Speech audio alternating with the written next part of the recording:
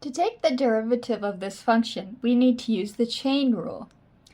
You use the chain rule whenever you have a function inside of another function. In other words, an outer and inner function. So here, our outer function is tan, and tan has an argument of the inner function. The inner function, or that argument, is x squared plus 1 square root. The chain rule tells us to take the derivative of the outer function and then multiply it by the derivative of the inner function. So let's do that. Y prime would be equal to the derivative of our outer function. The derivative of tan x is secant squared, and leave the inner function as is. Now we multiply by the derivative of the inner function.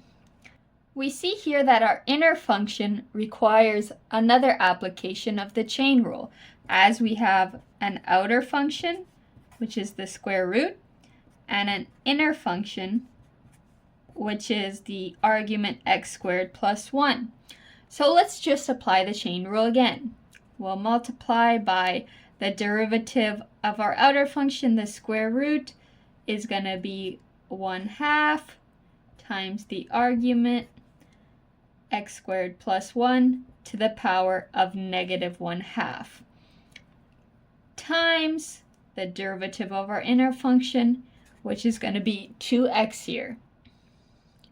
All we have to do now is simplify, so we see that the 1/2 and 2 will cancel, so y prime is going to be secant squared of the square root of x squared plus 1 divided by the square root of x squared plus 1, and we can't forget about this x on top.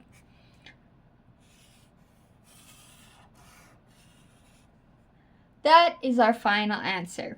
So here we see that this function required us to use the chain rule within the chain rule. With the chain rule, just always remember what your outer and inner function is. Take the derivative of the outer function, leaving the inner function as the argument, and then multiply by the derivative of that inner function.